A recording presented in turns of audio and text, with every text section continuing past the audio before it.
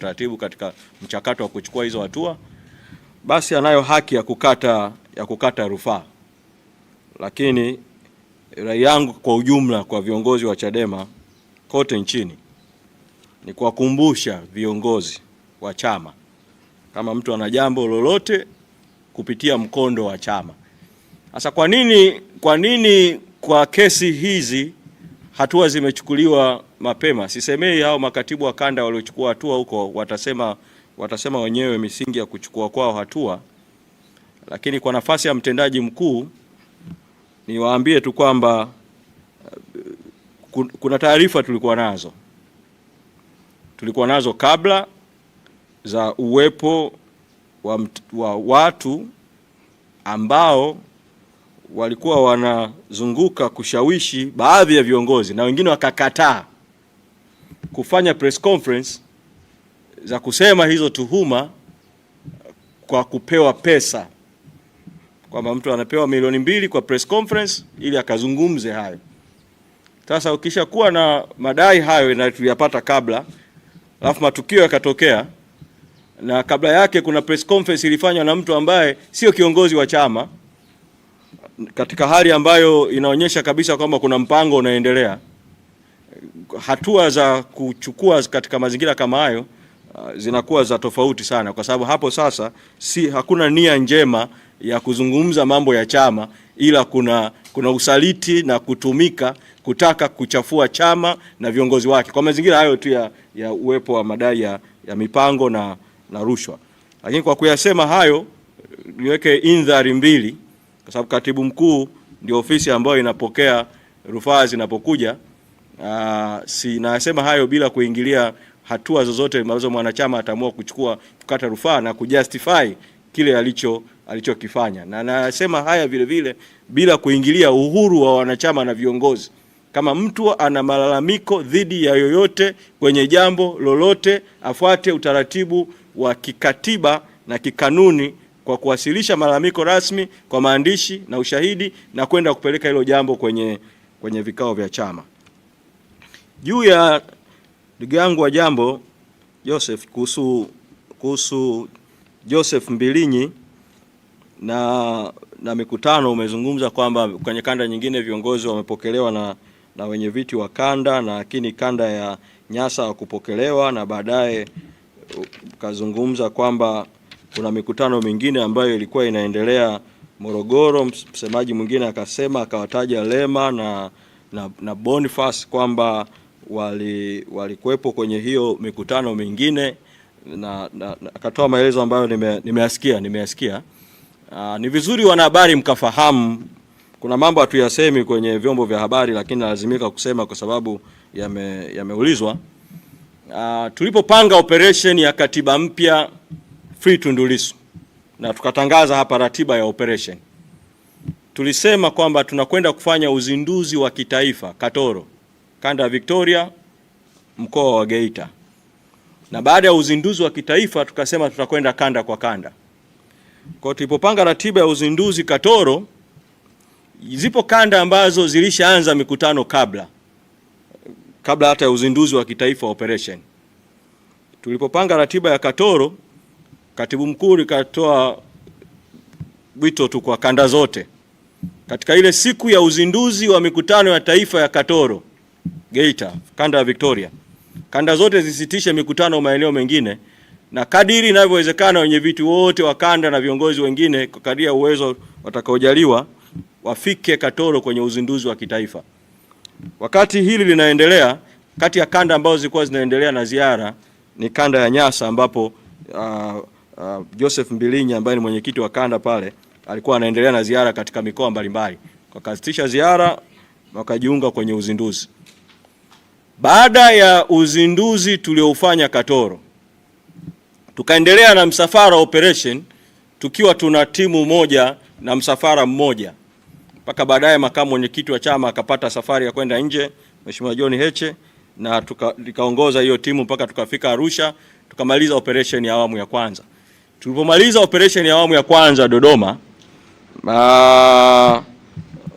watu tunaopambana nao wakataka kujaribu kujibu ukubwa wa operation tunayoendelea nayo kwa kutengeneza misafara miwili ya ziara ya chama hicho ambacho kiko madarakani kwa njia haramu na kuanza kufanya mashambulizi kwa staili walioifanya. Na sisi kimsingi tukashauriana na tukatoa baraka tu kwamba maeneo mengine yanaweza kuendelea na mikutano wakati operation ya kitaifa ikiendelea. Sasa kule kanda ya kati tulikuwa tumemkabidhi jukumu kwa azimio la kamati kuu ambalo nilitangaza hapa, Mheshimiwa mpambanaji Godbless Lema na mpambanaji Salma Kasanzu kuwa wasimamizi wa kanda ya kati. Kwa walikuwa wamepanga ratiba ya mikutano kule Morogoro na wakawepo kule Morogoro na wakaalikana wenye viti wa kanda kushiriki hiyo operation. Kwa ndio sababu mwenyekiti wa Pwani akaenda Morogoro Turiani na mwenyekiti wa Nyasa. Sasa kuhusu mwenyekiti wa Nyasa mahususi, kwa nafasi ya mtendaji vile nilizungumza na Joseph Mbilinyi mpambanaji kumuuliza kwamba bana, msafara unakwenda kwenye kanda yako, una join katika hatua ipi? Na akawa ameeleza kwamba yeye kwa sababu alifanya ziara awamu ya kwanza kanda ya Nyasa, tukaisitisha ziara aliyokuwa nayo akashiriki Katoro. Aliona kwamba timu iliyokuwa inakwenda Nyasa inaweza kuendelea mapambano Nyasa bila uwepo wake, na yeye kwa sababu amealikwa Morogoro na kushiriki operation, basi atakwenda kushiriki Morogoro. Kwa hiyo hayo ndio maelezo ambayo Joseph Mbilinyi alinipa juu ya sababu ya kuwa Morogoro na kutokuwepo Nyasa. Maswali ya pambazuko juu ya nimeshajibu kuhusiana na masuala ya Sugu na Boni na Lema. Nimeshajibu kuhusu hili la waliochukuliwa hatua, lakini umeuliza dimension moja kuhusiana na mwenyekiti Lissu wakati akiwa makamu mwenyekiti, kutoa tuhuma kuhusiana na ulichokiita madai ya ufisadi au fedha chafu ndani ya chama. Chama hiki katika kuchukua hatua au katika kufuatilia mambo, kwa kweli ofisi ya katibu mkuu, kwa sababu imepewa dhamana tu kwa niaba ya chama kufuatilia masuala mbalimbali, haibagui hadhi ya kiongozi. Kwa hiyo mambo mengine hatusemi kwa sababu ni ya ndani. Mwenyekiti Lissu wakati akiwa relax, hawajawahi kutuangusha.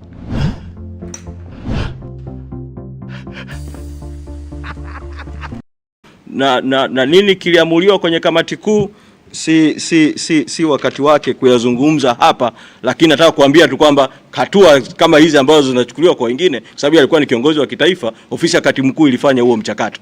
Na nasema hili ifahamike kwa kiongozi yoyote wa ngazi yoyote, kama akifanya jambo lolote likaonekana kwamba linakwenda au linadaiwa kwenda kinyume na katiba au kanuni au maadili au itifaki ya chama, utaratibu wa kikatiba utafuatwa. Na sisi katiba yetu ina mikondo miwili ya kushughulikia mashauri mbalimbali. Na kanuni zetu na miongozo mbalimbali. Ina mkondo wa nidhamu. Unaweza kuamua kutumia mkondo wa nidhamu kwamba hapa kuna tuhuma za utovu wa maadili au kiukwaji wa maadili.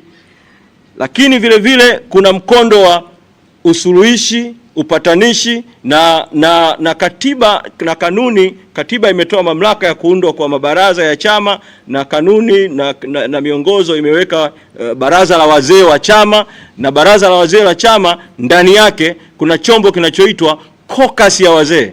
Caucus ya wazee wachache ambao wanaonekana wanaweza kuingia kwenye caucus, ambao wanaweza wakawa washauri, wasuluhishi, wapatanishi yanapojitokeza baadhi ya mambo ambayo inaonekana kwamba hayana sababu ya kwenda kwa mkondo wa maadili au mkondo wa nidhamu, basi zinaanza hizo hatua za usuluhishi ambazo zinafanywa na baraza la wazee. Kwa hiyo nitumie fursa hii vile vile kutoa mwito kwa baraza la wazee nchi nzima, kwa sababu mwongozo tulishausisitiza kuanzia mwaka 2025 kuhakikisha ngazi zote za chama nchi nzima zina caucus za wazee, na caucus hizo zifanye kazi ya usuluhishi, zifanye kazi ya upatanishi, zifanye kazi ya ushauri, kwa sababu sio kila jambo linahitaji kwenda kwenye mkondo wa nidhamu, mkondo wa maadili. Maadili, nidhamu ni hatua ya mbele, kama mambo hayahitaji kwenda kwenye hatua hiyo kwa haraka. Lakini kama ni mambo yanahitaji kwenda kwa hatua hiyo kwa haraka, kutegemea na jambo, basi ngazi na mamlaka husika za kichama zinafanya maamuzi kwa mujibu wa katiba, maadili na itifaki ya chama. Ndugu yangu, umesema juu ya maelekezo ya katibu mkuu kutokutekelezwa au maelekezo ya chama kutokutekelezwa. Sina taarifa ya uwepo wa maelekezo ya katibu mkuu ya kwamba yamesimamisha kiongozi eneo fulani afu maelekezo hayo yakaacha kutekelezwa. Sina hiyo taarifa. Kwa kama kuna maelekezo mahali fulani yametolewa na ngazi fulani alafu hayakutekelezwa, basi ni vyema ukaiuliza hiyo ngazi, kwa nini maelekezo yenu mliotoa hayajatekelezwa, na kama kuna mtu atakuwa hajaridhika na hatua ambazo zimechukuliwa na ngazi fulani, basi utaratibu wetu wa katiba yetu uko bayana juu ya namna ya kukata rufaa na ngazi za kukata rufaa. John, umeuliza kuhusiana na azimio la pili juu ya operation inaanza lini. Kamati kuu imekutana Kigoma tarehe 30 mwezi Juni. Kikao imefanya maamuzi. Kwa katiba ya chama, kamati kuu ikishafanya maamuzi kwamba operation itaendelea kupitia mikutano ya hadhara, makongamano, vikao vya ndani na njia nyingine, operation itaendelea kanda 3 zilizobaki na baadaye itaendelea mikoa mingine nchini. Wajibu wa kuandaa utekelezaji ni wa sekretarieti ya kamati kuu. Kwa hiyo bado sekretarieti haijakaa kutokana na haya matukio ya hapa katikati niliyoyaeleza, msiba, baada ya msiba wajumbe wengine wa sekretarieti walikuwa msibani, wengine walikuwa hapa Dar es Salaam, baada ya pale kesi ya Lissu, baada ya pale kesi tena ya chama, hiyo lockdown ambayo serikali iliweka bila kuitangaza waziwazi ya tarehe 7. Kwa hiyo sasa tutafanya kikao, sekretarieti itakaa, itapitia mpango kazi na bajeti ya chama na mpango uliopitishwa wa operation, itapanga sasa ratiba ya kina, tunaanza lini, tunaanzaje, utaratibu gani, na tukishapanga hizo taratibu mtajulishwa kuhusiana na ratiba ya operation inayofuatia. Lakini katika hatua hii, kwa sababu operation inahitaji fedha na baraza kuu ambayo ni kikao kikubwa kweli kweli, baraza kuu kwa bajeti iliyopitishwa kwenye mpango kazi, baraza kuu linahitaji milioni 334 kufanya baraza kuu. Ni kikao kikubwa, nitoe ombi kabisa maalum sana. Kwa kweli tuna mahitaji sana ya kifedha sana kwa sababu hatuna ruzuku na tegemeo letu ni tone, kwamba wananchi wachangie tone na wadau wachangie tone. Tunaomba mchangie kupitia akaunti ya chama, makao makuu, benki ya NMB, akaunti namba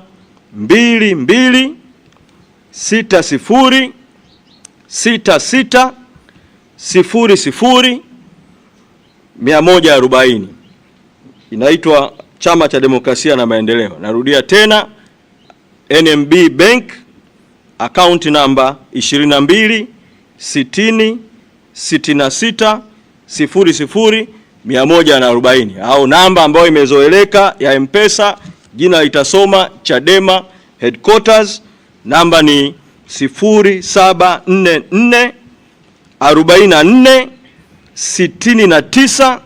0744446969. Sasa kuna swali limeulizwa kwamba mnasema watu wachangie. Je, fedha ziko salama? Matumizi yakoje?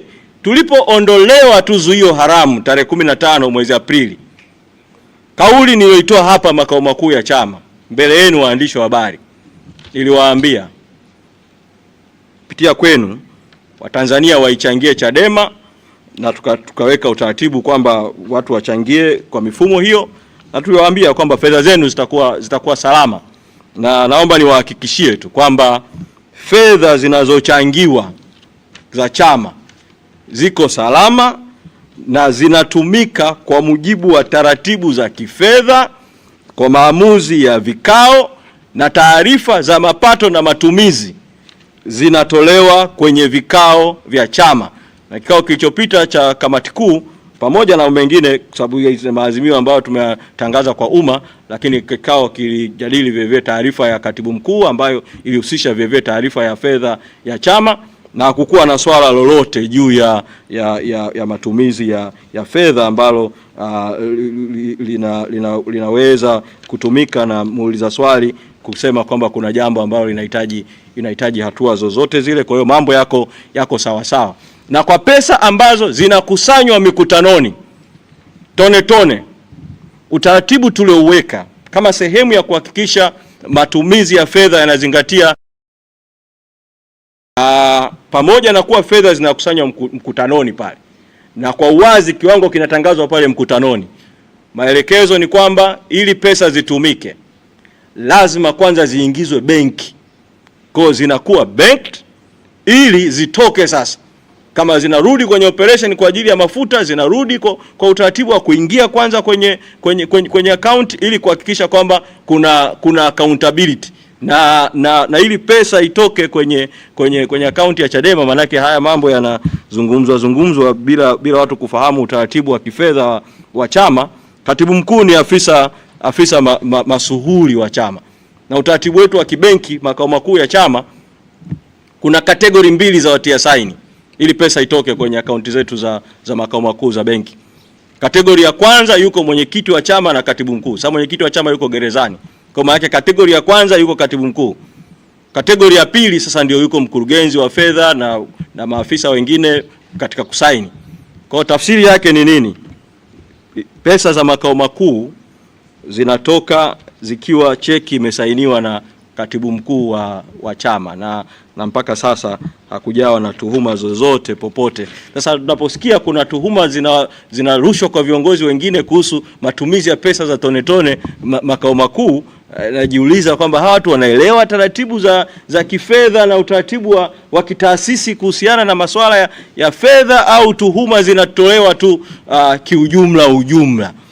Kwa mimi nasema tu kwamba ndugu yangu, fedha zinazochangiwa tone, pesa ziko salama na zinatumika kwa matumizi ambayo yako intended, na kwa kweli ni chache sana.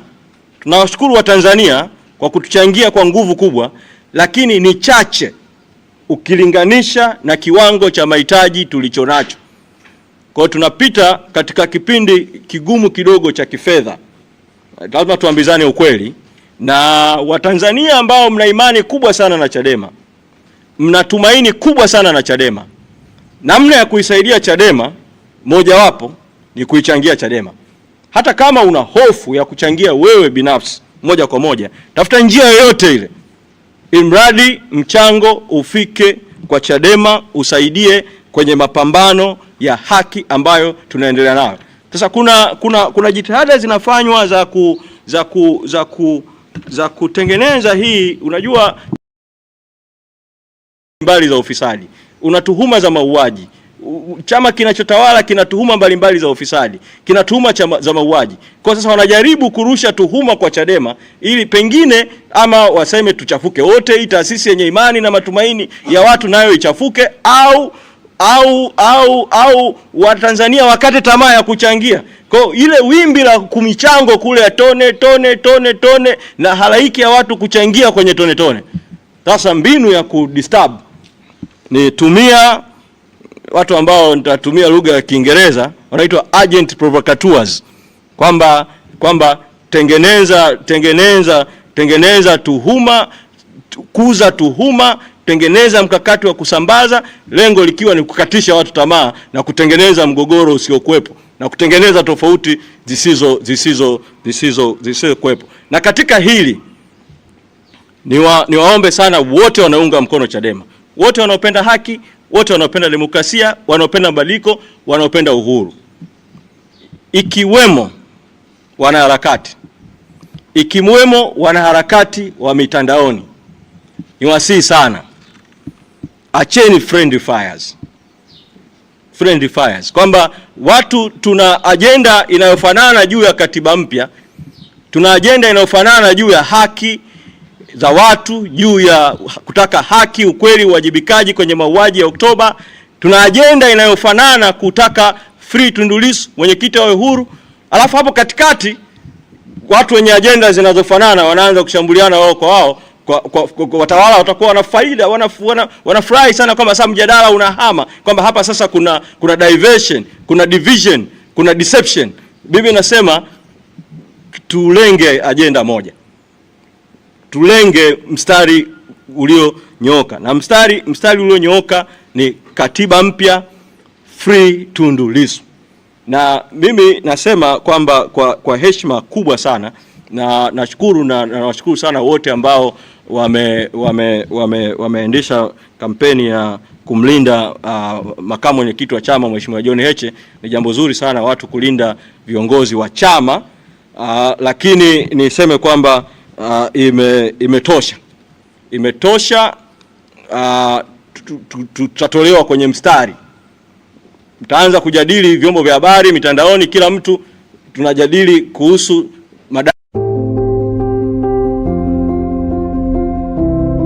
Kwa jina naitwa Abedi Ngatumbara kutokea Kisewe, sehemu za Mbagala. Nimekuja hapa kupata huduma za miwani. Kwa na changamoto ya kusoma, kama vile nitaka kuingiza namba za luku au kuingiza vocha kwenye simu, kwa inanisumbua sana. Kwa hiyo nashukuru na nimefurahi nimepata miwani. Nimepata miwani bure. Kwa sasa nitakuwa naweka. Ni jambo zuri sana watu kulinda viongozi wa chama. Lakini niseme kwamba imetosha. Tutatolewa kwenye mstari, mtaanza kujadili vyombo vya habari, mitandaoni, kila mtu tunajadili kuhusu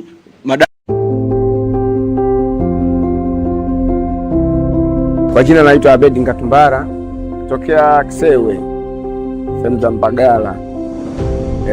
Nimekuja hapa kupata huduma za miwani. Kwa na changamoto ya kusoma, kama vile nitaka kuingiza namba za luku au kuingiza vocha kwenye simu.